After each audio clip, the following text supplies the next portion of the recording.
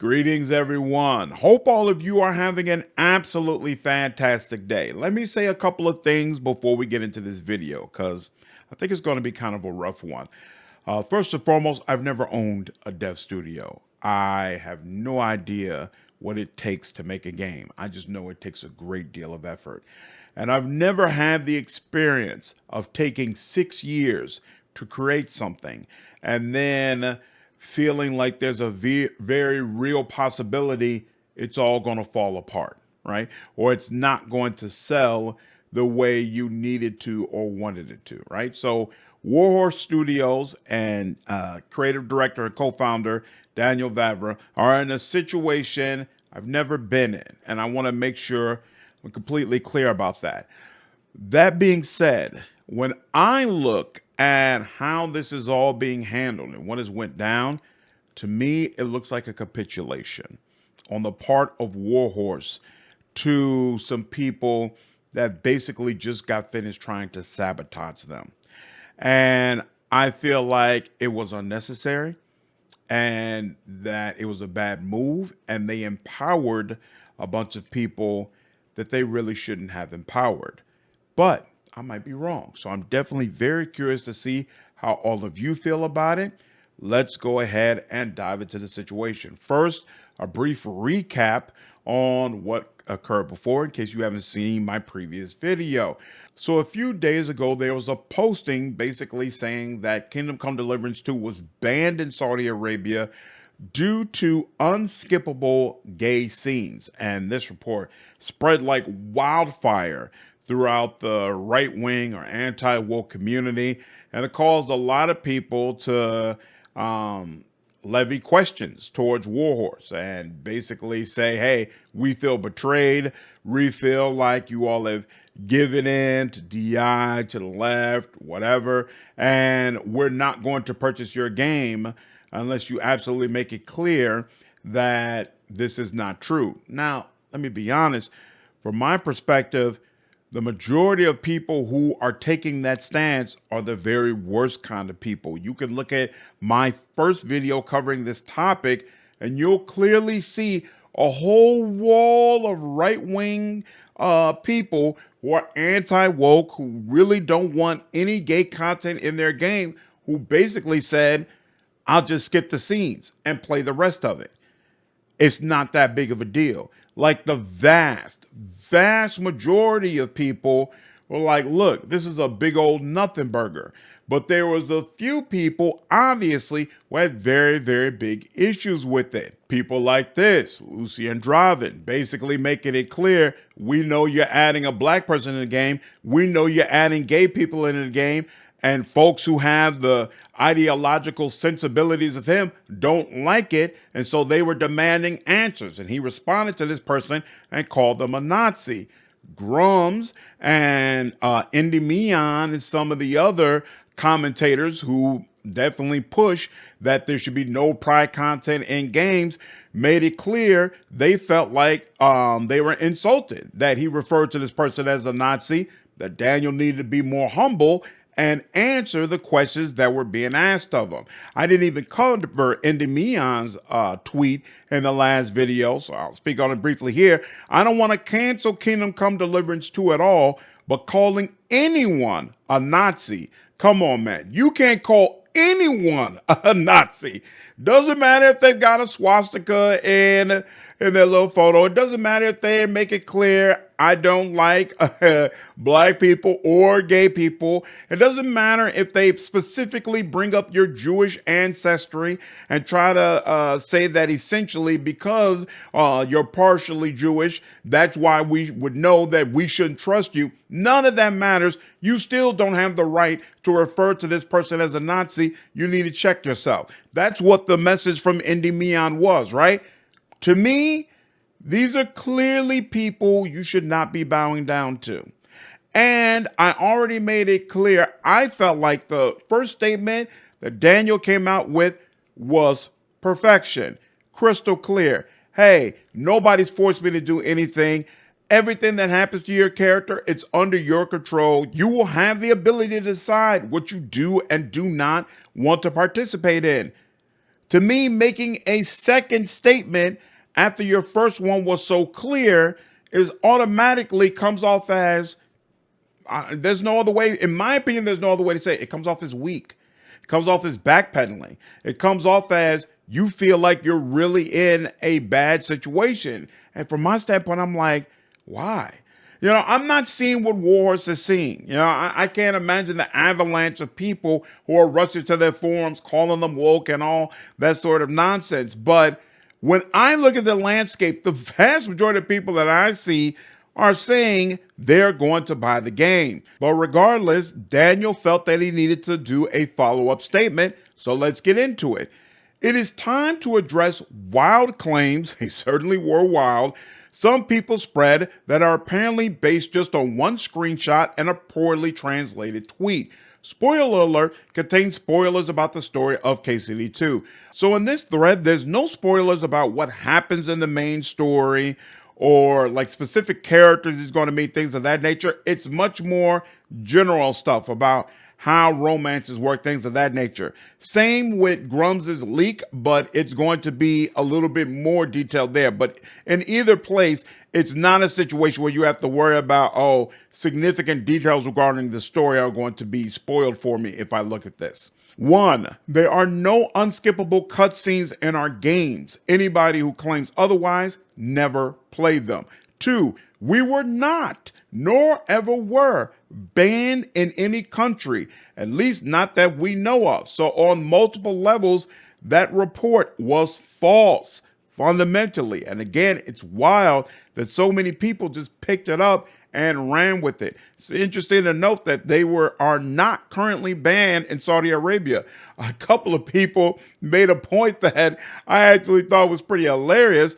That how would Kingdom Come Deliverance end up getting banned in Saudi Arabia when Baldur's Gate 3 wasn't banned in Saudi Arabia with its housing scenes? I think that's a great call out. Number 3, as much as I don't like forced diversity, Daniel's definitely right wing. Like, there could be no doubt about that. Nobody was forcing us to do anything, and we are not forcing anyone to do certain things. Gay characters were already in KCD 1. 5, KCD is an RPG. You are responsible for your decisions. If you want Henry to try a same-sex adventure, feel free. If you don't want to, you don't have to. All affairs are and were in KCD 1 purely optional. The characters are perfectly aware that it was a forbidden sin. I find that very interesting, and I really want to know what is the level of reactivity if you end up having a same-sex relationship. I'm really, really curious if it's possible for you to have an ending where Henry is executed on the charge of homosexuality. That would be insane. That would be insane to really truly depict the times and make it clear like this type of activity was not tolerated at all. Number 6, the game takes place in one of the richest cities in Europe, which was besieged by a massive foreign army. That's the reason why the life in such a city is more diverse than the life in villages, which were featured in the first game. 7, Musa came to Bohemia with an invading army as a member of the royal court of King Sigismund, whom he met thanks to his engagement at the court of Sultan Bayezid. He's an educated noble and Renaissance man from the kingdom of Mali. At the same time, Musa is a very unusual figure for the local Bohemian folk, and many of the situations around him in the game stem from this. So his presence makes sense and creates a lot of interesting situations in the game. The way he talks and behaves has a reason. His inclusion is very interesting to me because there have been a ton of people in the past couple of months who have communicated with me either on Twitter or on YouTube saying that, of course, it makes complete sense that black people are not in KCD 1 and that they felt like there shouldn't be any black people in KCD 2 either because the city is immersed in a civil war. And obviously, Musa is just going to be one man, but it's going to be very, very interesting to see if his inclusion feels natural and how well it's handled. I'm definitely looking forward to meeting him. Everything displayed corresponds to the morals and social norms of 1403 Bohemia, and is only there to make an interesting story, and not at all to appeal to a modern audience.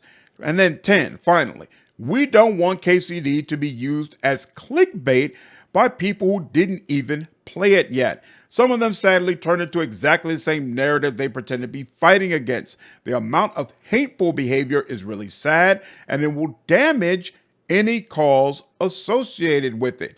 And I want to be absolutely clear, when we talking about people who use this situation as clickbait, even though Grummz defended this game, I definitely feel like on at least some level he's part of this. Endymion is also part of this, and it's wild. He responded to that thread and said, yeah, I'm trying to ensure you guys don't get engulfed here. Grummz will have info soon that should rectify a lot of this. He should open up his own health insurance agency, because this guy is a master of helping to create a problem and then presenting himself as a solution. If you go on his channel, the first page, right on the first video, right there on the front, has a Kingdom Come Deliverance 2 screenshot, and right across the middle is Lost It All. What's the title? Kingdom Come Deliverance 2 is losing players' trust. Not pushing back, not saying, hey, you all are getting too crazy. We know we can trust Warhorse. We know that Daniel is someone who produces amazing games. This is a non-issue. Chill out. No. The problem is with them. The problem is you haven't capitulated enough to your audience to answer these questions, no matter the manner in which they have decided to pose these queries to you. That's the real issue. So you're losing people's faith there. You better figure out what you're going to do. Are we serious right now? Are we serious? Now, you might look at the statement Daniel did and say, I don't see where the capitulation is. He's just doing what he has to do in order to save the studio. You know, let's not overreact, all that kind of stuff. Here is where I feel like the capitulation is. Because in this thread, Grummz leaks multiple direct details regarding the game. And in my opinion, he did this with the blessing of Daniel. And I believe that because Daniel released his statement at, let me scroll up. Daniel released his statement on January 19th at 2:47 p.m. Grummz waited until January 19th at 3:03 p.m. to come out with these details. So it seems to me that it was basically coordinated. Daniel comes out with his statement, providing some general details, and then Grummz, who's got a lot more of, let's just be straight up, the bigots, a lot more of the bigots are following Grummz. He's going to really drill down and provide more granular details about how the romances work so that people like this can be assuaged and recognize, okay, everything's all good. This game is being made with us in mind. That's the way I look at it. Again, you all can let me know down in the comments if you disagree, but to me, the level of detail provided here regarding the game, when in the first statement, Daniel said, I don't want to spoil the game in order to explain things to you people, feels egregious. Breaking leak. No Kingdom Come Deliverance is not woke. I received exclusive information from someone who's completed the game, which clears up many rumors. Note, game director Daniel Vavra just posted clarification. He is 100% telling it to you straight. According to this player who wants to clear the air so the game can succeed, this is the exact content of the game's main storyline, not all side quests completed, a thread. And he provides a couple of screenshots to show, hey, I can press the play button for Kingdom Come Deliverance 2, and I have the achievement for completing the end of the story. So this is legit. Yes, Henry can romance other characters in the game.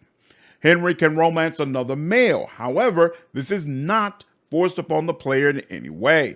Similar to how BioWare did romance checks, you must A, initiate the dialogue, and B, pass around 5 dialogue choice romance checks without missing one in order to unlock this romantic partner. You have to go out of your way to do this and do it over the course of half of the game. The dialogue options for the male romance are treated very secretive, very taboo, and in line with the historical times. The romance scene is extremely brief and entirely skippable.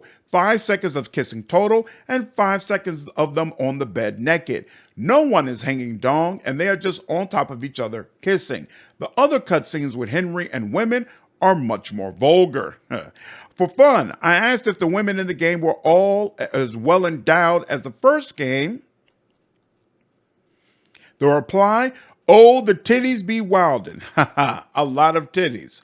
All cutscenes are skippable. Plus, story, side missions, romance scenes, all can be skipped. There are no other examples of LGBTQ in the game, minus the one character from the first game, but his sexuality isn't even mentioned. Main quest for sure, not all side quests have been played yet.